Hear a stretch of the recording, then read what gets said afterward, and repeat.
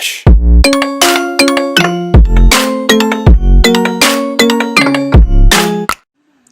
नमस्कार साथीहरू, स्वागत छ तपाईहरुलाई आजको यस नयाँ भिडियोमा।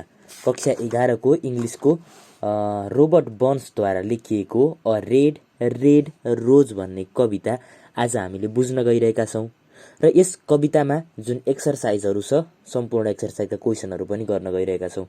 मलाई थाहा छैन आजको यस भिडियो कति लामो हुन्छ, 10 मिनेट 15 मिनेट जतिसुकै लामो भए तापनि तपाईले यदि यसलाई ध्यान दिएर हेर्नुहुनेछ भने तपाईले यसबाट सोध्न सकिने सबै खालका क्वेशनहरुलाई आन्सर गर्न सक्नुहुनेछ भन्ने पूर्ण अपेक्षाका साथ भिडियोलाई स्टार्ट गरौं।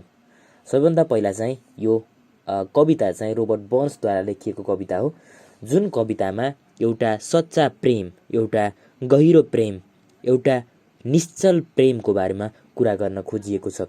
सबैभन्दा पहिला टपिक बुझौं। टपिकमा नै हामी क्लियर हुँदैनौं। टपिकमा भनेको छ अ रेड रेड रोज। रोज भनेको गुलाबको फूल मात्र होइन। हामीले रोजलाई चाहिँ मायाको सिम्बलको रूपमा युज गर्छौं। कसैप्रति गर्ने प्रेमलाई चाहिँ रोजको रूपमा व्यक्त गर्न खोजिएको हो। टु बी अनेस्ट, कसैलाई प्रपोज गर्यौं अथवा कसैबाट प्रपोज पायौं भने हामीले उनीहरुलाई कि त फूल दिन्छौं कि त फूल लिन्छौं कि फूल पाउँछौं। गुलाबको फूल पाउँछौं, गुलाबको फूल दिन्छौं।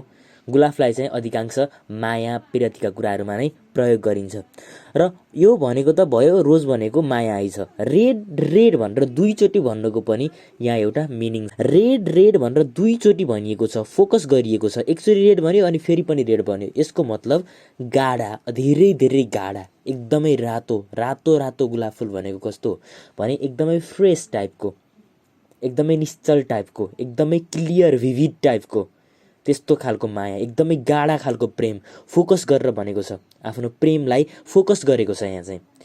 अब यसमा जेन्डर चाहिँ छुट्टेको छैन। लेख्न चाहिँ यो रोबर्ट बर्न्सले लेखेका हुन्, उनी मेल हुन्, तर यो कवितामा जुन स्पिकर छ, कविताको स्पिकर भन्नाले कवितामा जुन क्यारेक्टर छ त्यो मेल हो या फिमेल हो भन्ने कुरा छुट्टिएको छैन। Let's go to the first stanza. Oh my love is like a red red rose that's newly sprung in June. Oh my love is like the melody that's sweetly played in the tune. अब यसमा भनिएको छ, ए मेरी प्रियतम, ए मेरी प्रिया, मेरो माया भनेको रातो रातो गुलाबको फूल जस्तै हो, जुन चाहिँ जुन महिनामा फुलेको हुन्छ, भर्खर भर्खर फुलेको हुन्छ। यसले भन्न खोजेको जुन एउटा कलिलो माया, एउटा फ्रेश माया, एउटा चाहिँ एकदमै भिभिड टाइपको माया, एउटा सुन्दर माया, ब्युटिफुल टाइपको प्रेम हो।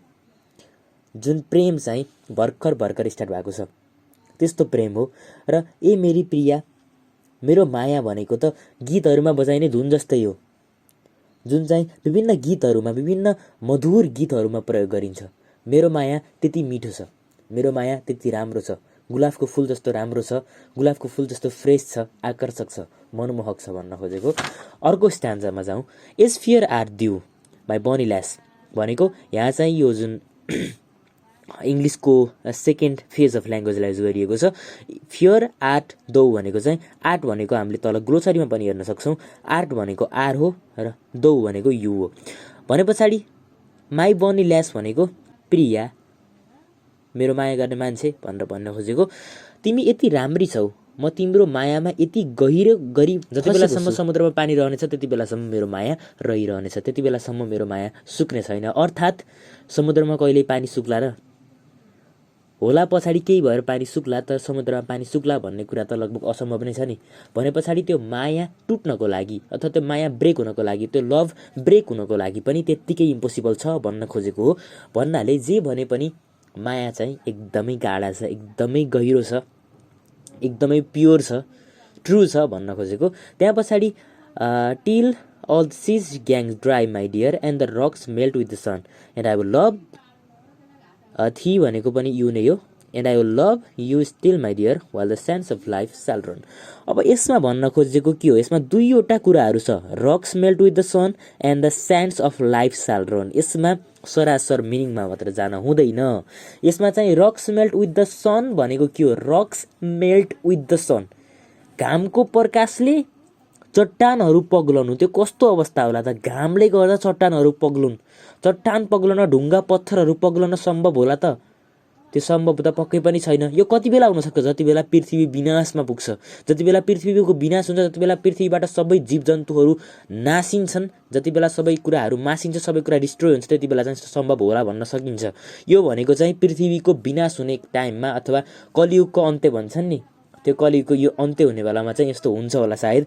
र त्यो बेलासम्म पनि मेरो माया रहिरहनेछ। र स्यान्ड्स अफ साइल साल रन भनेको के हो? स्यान्ड्स अफ लाइफ साल रन भनेको के हो भने स्यान्ड्स अफ लाइफ भनेको ह्युम्यानिटी हो। ह्युम्यानिटी भनेको जबसम्म चाहिँ यो मानिसको अस्तित्व पृथ्वीमा छ नि, जबसम्म मानिसको अस्तित्व पृथ्वीमा छ, जबसम्म मानिसहरू छन्, जबसम्म चाहिँ पृथ्वीमा जीवन छ, त्यति बेलासम्म मेरो माया अमर छ भन्न खोजेको। यसले भनेको पनि मेरो माया ड्युरेबल छ। मेरो माया कहिले त्यस्तो अहिलेको जस्तो यो छ नि यस्तो खालको यो इम्प्योर टाइपको लभ होइन, ड्रामेटिक टाइपको लभ होइन। मेरो माया एकदमै गहिरो छ भनेर यिनले यो इक्जाम्पल दिएर पनि भन्न खोजेका छन्। अनि अर्को अब लास्ट स्टान्जामा भने अब यो राइटरले, पोइटले, स्पिकरले चाहिँ गुड बाई भन्न खोजेका छन् आफ्नो प्रेमिकालाई। केही समयको लागि चाहिँ गुड बाई भन्न खोजेका छन्। And fear the will my only love, and fear the will a while, and I will come again my love though it were 10,000 mile. अब यहाँ के भनेको छ भने प्रेमिका, म अब केही समयको लागि, म तिमीलाई धेरै नै माया गर्छु, केही समयको लागि म टाढा जाँदैछु र म फिर्ता आउनेछु, म फिर्ता छिट्टै आउनेछु, म केही समयको लागि जाँदैछु, म फिर्ता आउनेछु। यो 10,000 माइल टाढा नै किन म नजाउँ, म फर्केर आउनेछु भनेर यहाँ प्रमिस गरेको छ, एउटा आश्वासन दिएको छ। समग्रमा भन्नुपर्दा चाहिँ आफूले आफ्नो प्रेमिकालाई अथवा प्रेमिकाले प्रेमीलाई पनि भन्न सकिन्छ, किनभने यहाँ जेन्डर छुट्टिएको छैन। उसले आफ्नो हृदयबाट जुन प्रकारको प्रेम गर्छ त्यो प्रेमलाई यहाँ प्रस्तुत गर्न खोजिएको छ। आफ्नो प्रेम एकदमै गाढा रहेको, निश्चल रहेको, विविड रहेको, क्लियर रहेको, ब्युटिफुल रहेको, रोज जस्तो ब्युटिफुल रहेको र ड्युरेबल पनि एकदमै ड्युरेबल रहेको, एकदमै गाढा रहेको कुरा गर्न खोजिएको छ। र केही समय आफू अन्यत्र जान परे तापनि फेरि फर्केर आउने बाचाका साथ कविले सिम्पल ल्याङ्ग्वेजमा यो कविता अन्त्य गरेका छन्। आशा गर्दछु तपाईँहरूले कविता बुझ्नुभयो। कविता बुझ्नुभयो भने भिडियोमा एक लाइक गरिदिनु होला साथीहरू, र च्यानलमा नयाँ हुनुहुन्छ भने पनि सब्सक्राइब गरिदिनु होला। अब हामी अन्डरस्ट्यान्डिङ द टेक्स्ट अर्थात् यसको जुन आन्सर द फलोइङ क्वेसन्स वाला पोर्सन छ त्यसमा लाग्न गइरहेका छौँ है त।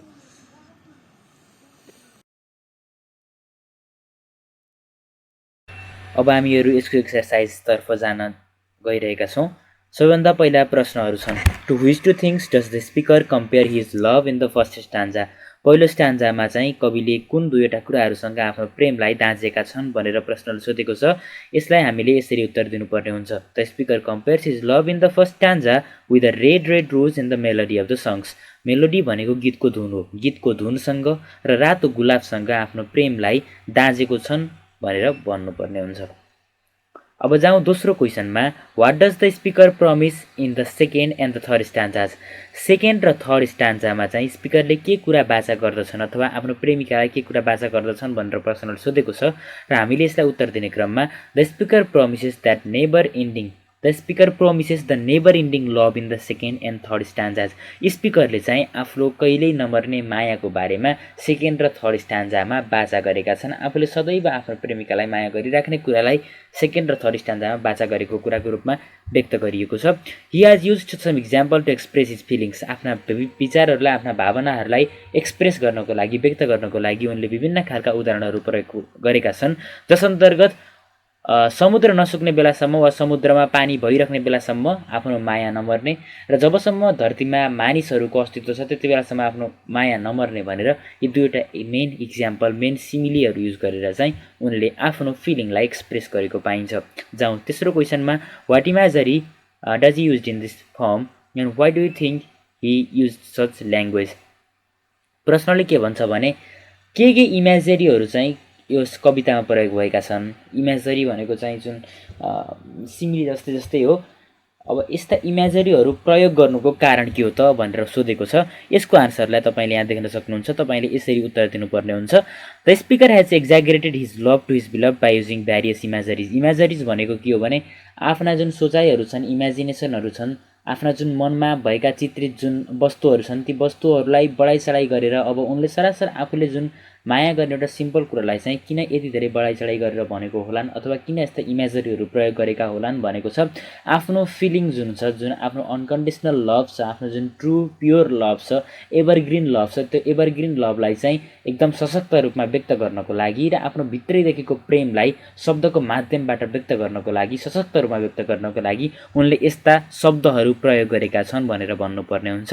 यसलाई उत्तर दिने क्रममा यसरी दिनु होला। एक्जागरेटेड भनेको बढाइचढाइ भन्नु जस्तै हुन्छ। The speaker has exaggerated his love to his love by using various imagery, विभिन्न इमेजरीहरूको प्रयोग गरेर आफ्नो मायालाई इजहार गरेका छन्। For example, he has said that he will love her until she is go dry. उनले भनेका छन् जबसम्म समुद्रमा पानी सुक्ने छैन त्यति बेलासम्म उनले उनलाई माया गर्नेछन्। Rocks melt with the sun and until the sand of life runs. Rocks melt with the sun भनेको जबसम्म पृथ्वीको विनाश हुँदैन त्यति बेलासम्म माया गर्नेछन् र जबसम्म पृथ्वीमा मानिसको अस्तित्व छ त्यति बेलासम्म उनको माया अमर रहनेछ। अर्थात् उनको एभरग्रिन लभ हो, उनको इमोर्टल लभ हो, कहिले नम्बर लभ हो भनेर उनले व्यक्त गरेका छन्। इन नटसेल भनेको निष्कर्षमा he has tried to explain his unconditional pure true and evergreen love to his beloved. आफ्नो प्रेमिकाप्रतिको एकदमै निश्चल, एकदमै एभरग्रिन टाइपको र ट्रु टाइपको लभको बारेमा चाहिँ यहाँ कुरा गर्न खोजिएको छ। अब डी नम्बरको क्वेसनमा जाउँ। In the last stanza what event is about to happen by mentioning the number of miles. 10,000 mile भनेर यहाँ भनेको छ। यो 10,000 माइलको कुरो किन गरियो अथवा के घटना हुँदैछ यो भनिसके पछाडि भनेर हामीलाई सोधेको हो। हामीले त बुझिसकेका छौँ, पहिले तपाईँहरूले यो भिडियो पुरै हेर्नुभएको हो भने हामीले सुरुमै यसलाई भनिसकेका छौँ। From the last stanza we can find that one of the love partner is going far from another। लास्टवाला स्ट्यान्जाबाट चाहिँ हामीले के कुरा पत्ता लगाउन सक्छौँ भने पक्कै पनि ती दुईटा बीच अब बिछोड हुँदैछ अथवा ती दुईटा बीच एउटा फिजिकल डिस्टेन्स आउँदैछ। मेन्टल डिस्टेन्स छैन, साइकोलोजिकल डिस्टेन्स छैन, फिजिकल डिस्टेन्स आउँदैछ। त्यो जुन 10,000 माइलको कुरा गरिएको छ यसले चाहिँ उनीहरू ती दुईटा मध्ये कुनै एकजना चाहिँ टाढा हुँदैछ भन्ने कुरा बुझिएको छ भन्नु पर्यो। From the last stanza you can opine that one of the love partner is going far from another। अब ई नम्बरको question Sorry. Which image in the poem do you find the most memorable and surprising and why? यो जुन पोइममा use गरेका विभिन्न खालका जुन इमेजहरू छन्, इमेजहरू भनेको ठ्याक्कै त्यही कुरा होइन तर त्यसले चाहिँ कुनै कुरालाई रिलेट गरेको छ। बिम्बहरू जस्तै यहाँ भनिएको छ रोजलाई चाहिँ बिम्बको रूपमा प्रयोग गरिएको छ। नेपालीमा बिम्ब भनिन्छ, इङ्ग्लिसमा चाहिँ इमेज भनिन्छ। अब बिम्ब के कस्ता बिम्बहरू तपाईँले कवितामा पाउनुभयो जुन तपाईँलाई एकदमै मन पर्यो भनेर भन्दाखेरि चाहिँ मलाई यहाँ युज गरेका विभिन्न इमेजहरूमध्ये रेड रेड रोज भन्ने जुन इमेज छ त्यो इमेज सबभन्दा मन पर्यो। अब किन मन पर्यो आन्सर हेर्नुहोस्। Robert has used visual imagery in the poem such as Oh my love is like a red red rose and the rocks melt with the sun and the while the side of when the sands of life shall run. Among these, red red rose is his imagery of his love is what I found more surprising and interesting.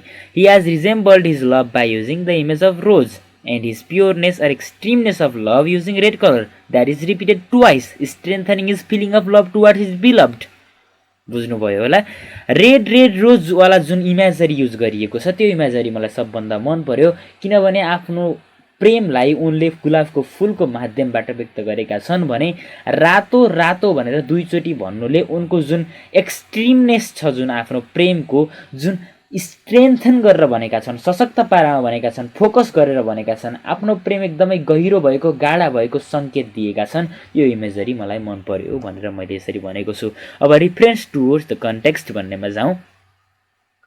ए नम्बरमा छ, तपाईँहरू नआत्तिनुहोस्, अन्तिममा एकचोटि सरल र तपाईँलाई सबै म स्क्रिनसट लिन मिल्ने गरी देखाइदिनेछु। तसर्थ अहिले यसको आन्सर दिने शैलीलाई बुझ्नु होला, नत्र तपाईँहरू जान्नु भएको छ भने त केही भन्नु छैन मेरो, तपाईँहरूले जसरी पनि गर्न सक्नुहुन्छ। बट यदि मेरो रिक्वेस्ट छ तपाईँहरूले चाहिँ यसलाई पुरै हेरिदिनु भयो भने मलाई पनि हेल्प हुनेछ। What can you infer about the speaker's devotion to his beloved from the following lines and I will come again my love though it were 10,000 mile. तपाईँहरूले इन्फर भनेको चाहिँ के हो भने इन्फर भनेको दिएका जुन तथ्याङ्कहरू छन् त्यो तथ्याङ्कबाट एउटा एक प्रकारको ओपिनियन बनाउने कार्यलाई इन्फर भनिन्छ। यहाँ चाहिँ तपाईँले इन्फरको वर्ड मिनिङ बुझ्नु होला। अब इन्फर भनेको स्पिकरले जुन एउटा तलका जुन दुईवटा लाइन छ, यहाँ दिएको लाइन छ, यो लाइनबाट चाहिँ स्पिकरले कस्तो प्रकारको स्पिकरले चाहिँ आफ्नो जुन प्रेमिकाप्रतिको अथवा आफूले माया गर्ने मान्छेप्रतिको आफ्नो प्रियतमप्रतिको जुन एउटा समर्पण छ, डिभोसन छ, त्यो डिभोसनलाई चाहिँ तपाईँले कसरी अपाइन गर्नुहुन्छ भनेर प्रश्नले सोधेको छ। अब यसलाई यसरी उत्तर दिनु होला है त साथीहरू। From given lines of the poem I can infer that the speaker is totally devoted towards beloved. माथिका लाइनबाट त म सरासर छु, म ढुक्क छु, पक्कै पनि स्पिकर आफ्नो प्रेमिकाप्रति एकदमै माया गरिरहेको कुरा यहाँबाट म बुझेको छु। He has promise to her beloved that he will come back to her wherever he goes no matter of the distance even if it is 10,000 miles of long relationship his love won't die for her he will keep loving her. यहाँ भनेको कुरा यति हो साथीहरू, तपाईँहरूले आफ्नो तरिकाले पनि लेख्न सक्नुहुन्छ, तर यदि मोडल चाहिन्छ भने चाहिँ तपाईँ यसलाई फलो गर्नु होला। मेन थिम यो आन्सर चाहिँ आउनुपर्ने हुन्छ। यस प्रमिस्ड, उनले चाहिँ प्रमिस गरेका छन्, उनी जति टाढा भए पनि आफ्नो प्रेमिकाबाट जति टाढा भए पनि, जति समयले उनलाई परिस्थिति उनलाई जति टाढा पुर्याइदिए पनि उनी फर्केर आउनेछन्। चाहे यो 10,000 माइल अथवा 10,000 किलोमिटर 20,000 किलोमिटर जति नै टाढा किन नजाउन्, 7 समुद्र पार नै किन नजाउन्, उनले जुन आफ्नो प्रेमिकालाई गर्ने माया छ त्यो माया कहिल्यै मर्ने छैन भनेर उनले यहाँ यति लाइनमा भनेका छन् भन्ने कुरा तपाईँहरूले यहाँ लेख्नुपर्ने हुन्छ। र यसको अन्तिममा चाहिँ एउटा ओभरअल वाला सेन्टेन्स पनि लेख्नु होला। ओभरअल भनेको चाहिँ तपाईँहरूले यसलाई मैले यो सेयर गर्न चाहेँ। तपाईँहरूले जुन आफ्नो आन्सरको फर्स्ट लाइन हुन्छ त्यो फर्स्ट लाइनमा एक्ज्याक्ट आन्सर के हो त्यो नै लेख्नुपर्ने हुन्छ, किनभने फर्स्टबाट तपाईँले कुनै कुरालाई घुमाउँदै घुमाउँदै व्याख्या गर्दै गर्दै गर्दै लास्टमा आएर लेख्नुहुन्छ भने पनि ठिकै छ, तर फर्स्टमा नै एक्ज्याक्ट आन्सर जे हो त्यो आन्सर लेख्ने र त्यही आन्सरलाई एक्ज्याक्ट ग्रेड चाहिँ त्यहाँ पछाडिका सेन्टेन्सहरूमा गर्नाले चाहिँ हल्का इम्प्रेसन राम्रो हुन्छ, मेरो अनुभव अहिलेसम्मको। मैले चाहिँ यहाँ लास्टमा यसको सेन्टेन्स लेखिदिएको छु। लास्टमा overall these lines represent the immortality of his love towards his beloved. आफ्नो जुन प्रेमिका छ, आफ्नो जुन के भन्छ प्रेम छ, त्यो प्रेमप्रतिको जुन अमरत्व छ, अमरत्व भनेको इमोर्ट्यालिटी भनेको कहिले नमर्ने जुन प्रेम छ त्यो प्रेमको बारेमा कुरा गरिएको छ। What is the theme of the poem, पोएमको थिम के हो त भनेको छ। The overriding theme of a red red rose is the power of love. Main अथवा यसमा चाहिँ सबभन्दा प्रभुत्व जमाएर देखिने जुन थिम छ, वास्तविक जुन गुदी कुरा छ त्यो भनेको त वास्तवमा मायाको शक्ति, मायाको शक्तिको बारेमा नै यहाँ कुरा गर्न खोजिएको छ। Main the speaker makes it clear that he will love the object of affection come what may, his love is so deep rooted that it will never be extinguished. उसले चाहिँ आफ्नो कहिल्यै नमर्ने प्रेमलाई चाहिँ विभिन्न इमेजरीहरू प्रयोग गरेर व्यक्त गरेको कुरा यहाँ छ, अरू केही पनि होइन, ठुलो कुरा केही छँदै छैन। आफ्नो प्रेमीलाई बस आई लभ यु भनेर भनिदिएको मात्रै हो। सी नम्बरमा paraphrase the whole poem into the simple prose form. अब प्याराग्राफ बनाऊ यो सबै होल पोएमको भनेर क्वेसनले हामीलाई काम गराएको छ। अब यसलाई उत्तर कसरी गर्ने भन्ने तपाईँले यहाँ हेर्न सक्नुहुन्छ। जुन एउटा पोइममा भर्जहरू मिलेको हुन्छ, सबै कुरा त्यसमा राइमिङ वर्ड्सहरू हुन्छन्, कुनै एउटा निश्चित वाक्य हुँदैन, सबै कुराहरू मिलाएर एउटा पोइम गराइएको हुन्छ। त्यही पोइमलाई हामीले यसलाई सिम्पल सेन्टेन्समा कन्भर्ट गर्ने हो, अरू केही पनि होइन।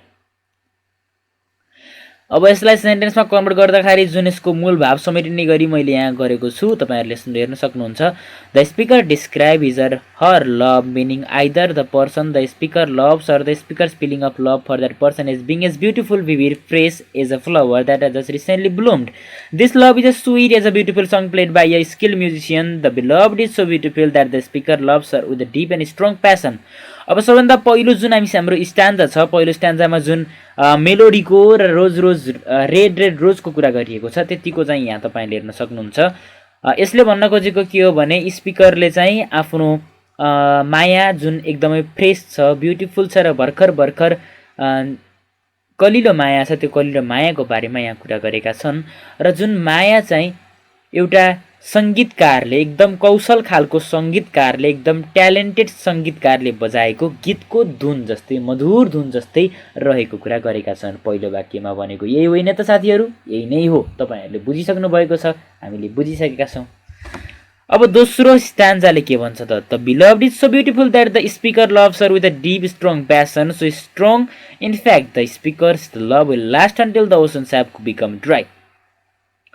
दोस्रोमा चाहिँ के भनेको छ भने स्पिकरले जुन आफ्नो बिलभडलाई गर्ने माया छ यति गहिरो गरी र यति बलियो गरी माया गर्छ कि उसको त्यो माया त्यति बेलासम्म रहिरहनेछ जति बेलासम्म समुद्रमा पानी रहिरहनेछ भने पछाडि The destructibility of his love is impossible. Even after the seas have evaporated and the earth has decayed, the speaker will still love the beloved. This love will endure with until their own lives have ended and even until all human life has ended. यसले भनेको के हो भने त्यति बेलासम्म माया रहिरहनेछ जति बेलासम्म पृथ्वीबाट मान्छेको अन्त्य हुने छैन, जति बेलासम्म पृथ्वीमा मान्छे रहिरहनेछन् त्यति बेलासम्म उनीहरूको माया जीवन्त रहनेछ भनेको छ। The speaker concludes by saying goodbye to the beloved. हामीले यी सबै कुरा बुझिसकेका छौँ, तपाईँहरूले यसलाई पढ्न सक्नुहुन्छ। The speaker concludes by saying goodbye to his beloved. लास्टमा चाहिँ गुड बाई भनेको हो। Who is the speaker reminds her the only person the speaker loves. The speaker wishes her all during their temporary separation. The speaker reaffirms his or her faithful love by promising to return even if the journey covers a very long distance and takes a very long time। आफू फर्कने जुन आश्वासन छ त्यो आश्वासन दिलाएर र आफूले सदैव माया गरिराख्ने कुरा जुन छ त्यो विश्वास दिलाएर छोटो जुन अस्थायी खालको सेपरेसन छ, छुट्याइ छ, छोटो प्रकारको बिछोड छ, त्यो बिछोडको कुरालाई चाहिँ यहाँ गर्न खोजिएको छ। यही नै हो हाम्रो ओभरअल पोइमको समरी भने पनि, प्याराफ्रेज गर्न भने पनि, थीम भने पनि, तर मेसेज चाहिँ अर्कै हुन्छ है साथीहरू। थीम भने पनि, समरी भने पनि यति कुरा हो। यसलाई लेख्नु होला। डी नम्बरको क्वेसन छ हल्का गाह्रो खालको क्वेसन, जुन क्वेसनलाई धेरै रिसर्च गरे पछाडि मैले पनि पाएको थिएँ। Literary devices are tools that enable the writers to present their ideas, emotions and feelings and also help the readers understand those more profound मिनिङ्स।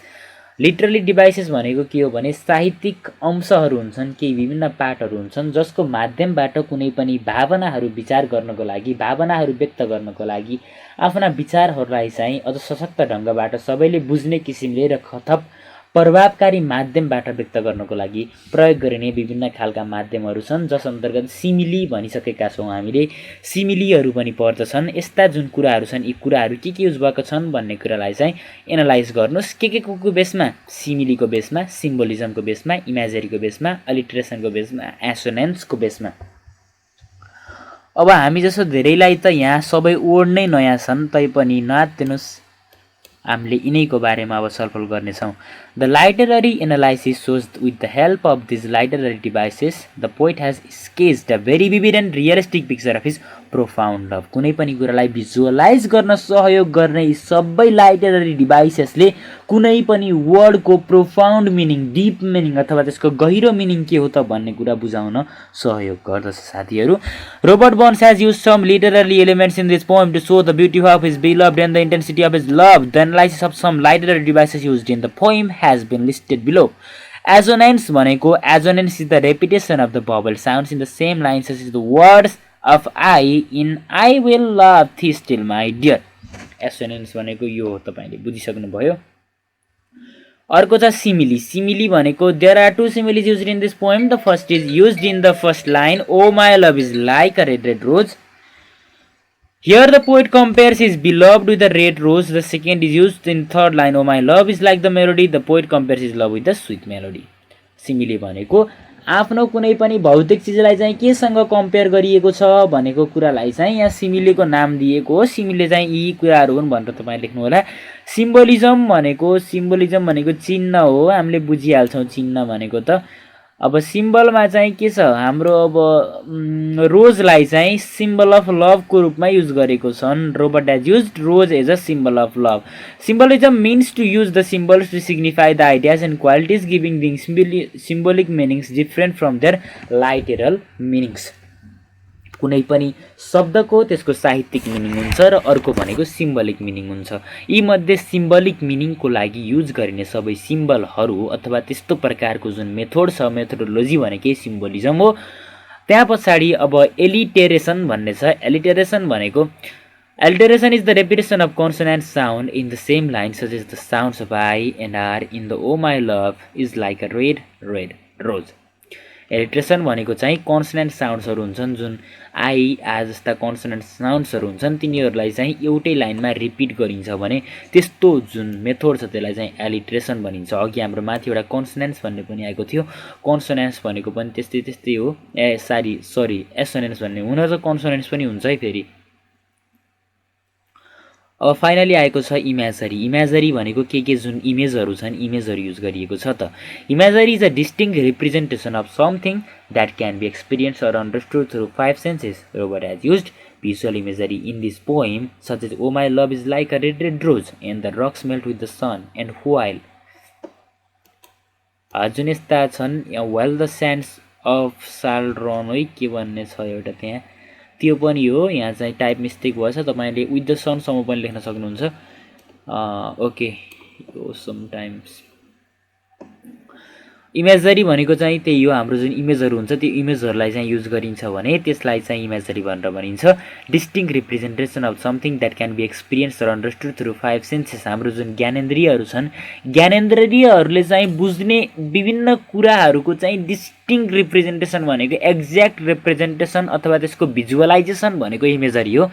यहाँ चाहिँ यस्ता विभिन्न इमेजरीहरू, O my love is like a red red rose, मेरो माया चाहिँ रातो रातो गुलाबको फुल जस्तै हो, मैले तिमीलाई पृथ्वी ध्वस्त हुने बेलासम्म माया गरिरहनेछु भन्न खोजेको कुरालाई चाहिँ सनले रकलाई मेल्ट गर्नेसम्म भनेर इमेजको रूपमा युज गरिएको छ। सरासर मिनिङ छैन, ठ्याक्कै जे मिनिङ हो त्यही मिनिङ छैन। हामीले हल्का दिमाग लगाउनु पर्यो, हल्का लाइटरली घुस्न पर्यो, हल्का साहित्यिक रूपमा वाङ्मयको तरिकाले चाहिँ भित्र त्यसको डिप मिनिङ, प्रोफाउन्ड मिनिङलाई बुझेर त्यसलाई एक्सप्लेन गर्न सक्नु पर्यो। यी नम्बरमा छ what is hyperbole, explain its purpose, citing examples of the hyperbole use in the poem. Hyperbole भनेको के हो र हाइपरबोलको चाहिँ पर्पज, साइटिङ इक्जाम्पल्सहरू, केही सान्दर्भिक उदाहरणहरू प्रस्तुत गर्नुहोस् जुन पोइममा युज भएको छ। अब हाइपरबोल पनि हाम्रो लागि एकदमै नयाँ विषय हो। कक्षा 11मा आए पछाडि त यस्तो नयाँ नयाँ कुराहरू आउँदो रहेछ भनेर भन्नुहोला। यो पनि त्यस्तो गाह्रो छैन, तपाईँहरूले बस रिसाइट गर्नु पऱ्यो, ध्यान दिएर हेर्नु पऱ्यो, भिडियोलाई स्किप गर्नु भएन, त्यति हो कुरा, अरू त त्यस्तो केही पनि छैन। Hyperbole is a device use to exaggerate a statement for the sake of emphasis. इम्फ्यासिसको लागि अथवा जुन आफ्नो कुनै पनि कुरालाई बढाइ चढाइ भन्नको लागि जुन कुनै पनि शब्दहरू युज गरिन्छ नि त्यसलाई नै हाइपरबोल भनिन्छ, अरू केही पनि होइन यसमा भन्न खोजेको। आफ्नो जुन भावना छ त्यो भावनालाई चाहिँ सशक्त रूपमा व्यक्त गर्नको लागि युज गरिने कुनै पनि डिभाइस भनेको नै हाइपरबोल हो। आफ्ना कुराहरूलाई बढाइ चढाइ भन्नको लागि, थप अझ स्ट्रङली एक्सप्रेस गर्नको लागि कुनै पनि कुराहरू युज गरिन्छ भने त्यस्तो प्रकारको डिभाइस नै हाइपरबोल हो। जस्तै आफ्नो प्रेमलाई युज गर्नको लागि रेड रेड रोजकोसँग जुन कम्पेयर गरेका छन् कविले, त्यसलाई पनि हामीले हाइपरबोलको रूपमा लिन सक्छौँ। आफ्नो माया समुद्र नसुक्ने बेलासम्म रहिरहनेछ भन्नाले समुद्र नसुक्नेसम्म त्यो मायाको केही सरोकार हुन्छ होला त। समुद्र कहाँको समुद्र सुक्ने कुरा छ, कहाँको माया मर्ने कुरा छ, माया रहिरहने कुरा छ, कहाँको पृथ्वी ध्वस्त हुने कुरा छ, कहाँको कुनै पनि दुई प्रेमी प्रेमिका बीचको माया छ। यी दुईवटा कुराहरू आपसमा सम्बन्धित नभए तापनि यहाँका जुन उदाहरणहरू छन्, यस्ता जुन कन्टेक्स्टहरू युज गरिएको छ, यिनीहरूको माध्यम भनेको यस्तो प्रकारको जुन युज छ यो युसेजलाई नै हाइपरबोल भनेर बुझ्नुपर्छ।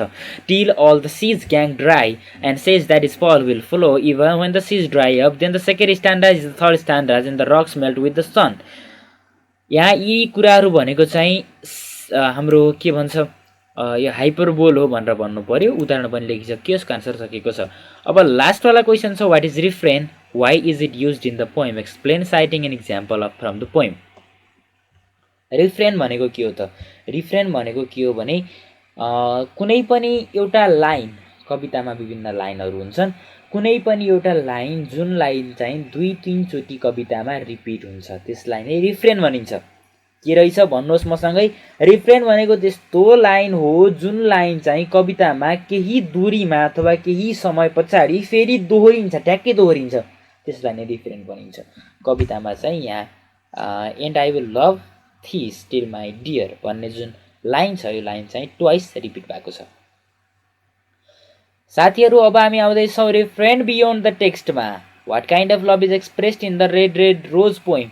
अब यहाँ कस्तो प्रकारको प्रेमको कुरा गरिएको छ भनेको छ। आन्सर छ Robert Burns is expressing the romantic love. Romantic love in a red red rose poem. As the poem's title indicates, he is at the height of being head over heels in the love. Head over heels भनेको एकदमै excited छन् उनी मायामा। The red red rose is a metaphor for his feeling of his love being in the fullest possible bloom. Metaphor भनेको पनि simile जस्तै हो, तर सिमिली नै त होइन, किनभने सिमिली नै भएको भए त किन मेटाफोर युज गर्न पर्थ्यो, यस्तो यो गाह्रो अटपटासा वर्ड किन युज गर्नु पर्थ्यो होला र सिमिली भन्दा फरक चाहिँ हो, तर अहिलेको कन्टेक्स्टमा हामीले सिमिली नै हो भनेर बुझ्दा हुन्छ। Red red rose is a metaphor for his feeling, for his love being the fullest possible bloom. It is just a peak just as rose is in the month of June. जस्तो जुन महिनाको समयमा रोज फुलको एक आफ्नै प्रकारको गौरव हुन्छ, आफ्नै प्रकारको ह्याप्पिनेस हुन्छ, आफ्नै प्रकारको प्राउड हुन्छ, त्यस्तै प्राउड चाहिँ उनी पनि पिकमा छ अहिले, उनी पनि एकदमै हाइटमा छन् भनेको। अब दोस्रो नम्बरको क्वेसन छ, के मायामा पावर हुन्छ भन्ने कुरालाई तपाईँले विश्वास गर्नुहुन्छ? माफ गर्नु होला साथीहरू, मैले यसको क्वेसन लेख्न छुटाएको छु तर आन्सर लेख्न चाहिँ छुटाएकै छैन, र साथीहरूलाई सेयर गरिदिनु होला। त साथीहरू हल्का मिहिनेत अलि बढी लागेको छ यो भिडियो बनाउनमा।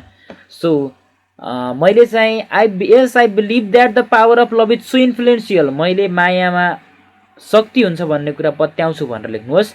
Love is a very strong thing and the power of love can pull down a relationship and can as well build the same. मायाले चाहिँ सम्बन्धहरू बिगार्न पनि सक्छ, सम्बन्धहरू डुबाउन पनि सक्छ। यसले चाहिँ सबै त्यो मायाको प्रभाव कस्तो छ, पोजिटिभ छ कि नेगेटिभ छ भन्ने कुरामा भर पर्छ। र मायामा चाहिँ एउटा यस्तो शक्ति हुन्छ जुन शक्तिले चाहिँ मानिसका जुन हृदयमा लागेका चोटहरू पनि निको हुन सक्छन्। कुनै एउटा तनावमा परेको मान्छेलाई तपाईँले माया गर्नुहुन्छ, सम्झाइ बुझाइ गर्नुहुन्छ भने उसको जुन मनमा परेको चोट हल्का पनि कम हुन्छ, हल्का भए पनि उसलाई मनमा परेको डिप्रेसन हल्का भए पनि कम हुन्छ। यो सबै कुरा भनेको हामीले लभसँग पावर छ भन्ने कुरालाई व्याख्या गर्नको लागि युज गरेको हो।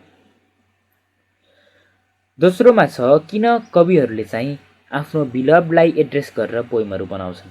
The poets compose the poems addressing their beloved because they feel the poem by placing themselves in the poem. यहाँको मिनिङ बुझ्नुहोस् तपाईँले। पोइट्सहरूले चाहिँ किन आफैलाई त्यो पोइममा राखेर गर्छन्, किन आफैलाई त्यो पोइमको क्यारेक्टरको रूपमा युज गर्छन् त? किन त्यसरी गर्छन् भन्दाखेरि चाहिँ बस एउटा फिल ल्याउनको लागि हो। आफू नै एक्सपिरियन्स भयो जसरी त्यहाँ कविता लेखे पछाडि कविले बल्ल जीवन्त रूप पाउँछ, बल्ल कविताले रियल फर्म पाउँछ, वास्तविक रूप पाउँछ र साँच्चै हो भने जस्तो एउटा जुन इमोसन हुन्छ त्यो इमोसन बोकेर आउँछ। They feel everything and give the mortal form to the poem, emotions to the poem. यसरी आन्सर लेख्नु होला। अब लास्टवाला हाम्रो प्रश्न छ, poetry is the expression of feeling and emotions, explain. अब यसको एक्सप्लेनेसन यहाँ रहेको छ साथीहरू। पोएट्री भनेको जुन एउटा कविता लेख्ने काम हुन्छ, पोएट्री भनेको त्यही कविता लेख्ने काम नै हो होइन। अब यो कविता लेख्ने काम भनेको आफ्ना भावना, विचार, आफ्ना संवेग, आफ्नो माया, क्रोध, रिस सबै कुरालाई एक्सप्लेन गर्ने आधार हो अथवा त्यसको अभिव्यक्ति हो। यसलाई तपाईँले कसरी एक्सप्लेन गर्नुहुन्छ भनेको छ। योलाई चाहिँ मैले त यसरी एक्सप्लेन गर्छु, तपाईँहरूले कसरी एक्सप्लेन गर्नुहुन्छ यहाँ तपाईँले हेर्न सक्नुहुन्छ। Poetry is a type of literature based on the interplay of words and rhythm. Poets and philosophers hold power to explain the intimate moments of the life of a human being. The poets hold power to pour their emotions into a poem conceptually and explain the deep statuses and movements of the spirits. They likewise translate the emotions to a concrete language that demonstrates the same complex and subtle realities of the human soul. Thus, it is not only the joy that poets can communicate with their words, but also the sadness, despair, anguish, pain, doubt, hatred, love, compassion, desire, admiration, faith, veneration, and hope. They can also communicate all the feelings and emotions that in general can have a place in the soul of a human being. Thus, poetry can be understood as the expression of feeling and emotions. घाँटी नै सुकिसक्यो साथीहरू, एक like नि गर्नुहुन्न तपाईहरूले। अब म एकचोटि फेरि यसलाई स्क्रिनसट लिने माध्यमबाट देखाउन गइरहेको छु। यो पार्टलाई स्क्रिनसट लिनु होला।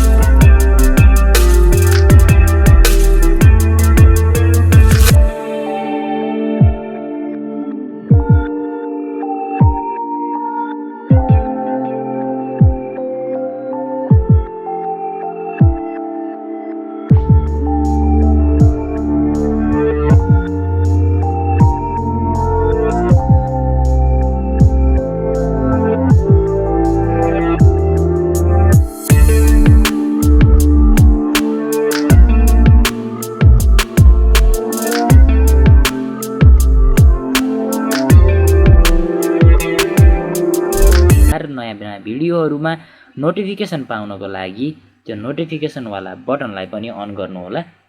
आजको लागि धन्यवाद। तपाईँलाई के कुराहरू आवश्यक पर्दछ त्यो कुराहरूलाई चाहिँ तल कमेन्ट गर्नुहोला ताकि मैले तपाईँको जुन समस्या छ त्यसलाई प्रोपरली एड्रेस गर्न सकौँ।